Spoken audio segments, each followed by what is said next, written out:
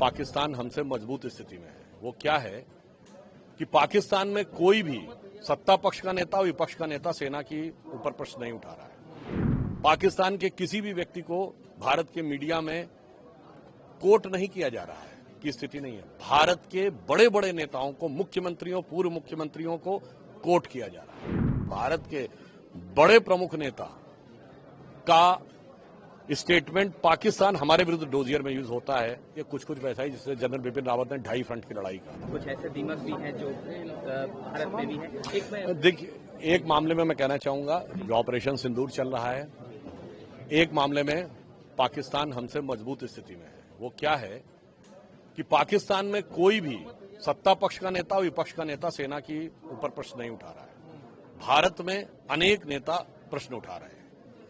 पाकिस्तान के किसी भी व्यक्ति को भारत के मीडिया में कोट नहीं किया जा रहा है की स्थिति नहीं है। भारत के बड़े बड़े नेताओं को, मुख्यमंत्रियों, पूर्व मुख्यमंत्रियों को कोट किया जा रहा है।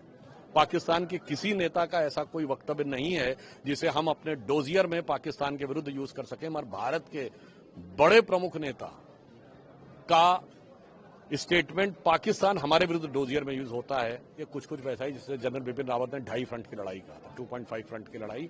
तो मुझे लगता है देश को सब तरफ से चौकन्ना होने की जरूरत है। आज का जो समय है, मेरा मानना है दलगत राजनीति से ऊपर होकर सबको साथ में खड़े होकर आगे चलना चाहिए। माननीय प्रधानमंत्री जी ने अभी सांसदों का 6 डेलीगेशन भेजे हैं जो बाहर जा रहे हैं।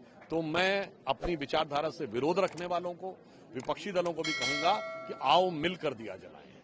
कांग्रेस लेकिन ये कह रही है कि क्या जरूरत है प्रतिनिधिमंडल भेजने की? एक बयान कांग्रेस की तरफ से आया। देखिए, वो तो तिरंगा यात्रा का भी विरोध कर रहे थे। जिन्हें हमास और हिजबुल्लाह के लिए निकलने वाली यात्राओं में सत्य और सहानुभूति दिखती थी, उन्हें भारत की सेना के शौर्य के लिए निकलने वाली तिरंगा यात्रा में राजनीति दिखती है। मुझे लगता है इस नजरिए की जरूरत है। और जहां तक ये बात है, प्रधानमंत्री जी ने उदारता दिखाई है। कांग्रेस के नेता शशि थरूर जी एक डेलीगेशन के लीडर हैं।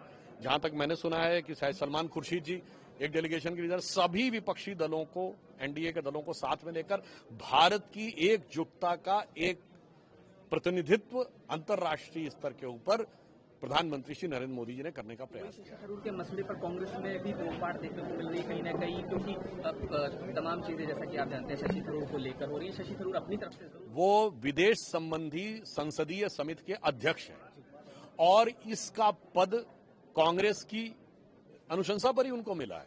अब समझ में नहीं आता है कि वो अपने ही विदेश संबंधी समिति के अध्यक्ष। इसका मतलब कांग्रेस में अविश्वास और राजनीति इतना अधिक है कि वो भारत की सरकार, भारत की सेना के साथ साथ अपनी पार्टी के लोगों पर भी अविश्वास से ग्रस्त हैं।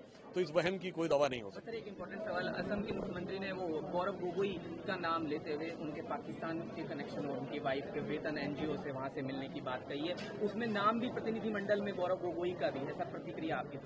देखिए, उस विषय पे गौरव गोगोई जी को अपना जो भी स्पष्टीकरण देना है, क्योंकि हेमंता बिश्वा शर्मा जी ने बहुत आग्रहपूर्वक, बड़ी दृढ़ता के साथ उन्होंने स्पष्ट कहा है और वैसा स्पष्ट उत्तर उनकी तरफ से नहीं आया। वो अलग विषय है। पर हमने कहा ना, इस समय जो हमारी सरकार ने निर्णय लिया है वो दलगत भावना, क्यों असदुद्दीन ओवैसी भी तो है उसमें। हमने ये नहीं देखा है कि कौन विरोध कर रहा। हमने कहा पूरे भारत का प्रतिनिधित्व होना चाहिए। यानी ये दिखना चाहिए कि सारा भारत समवेत स्वर में, एक रूप में आगे बढ़ता हुआ दिखाई पड़ रहा है। तो मैं इसे एक लाइन में कहूंगा कि अनेकता में ऐक्य मंत्र को जन जन फिर अपनाता है।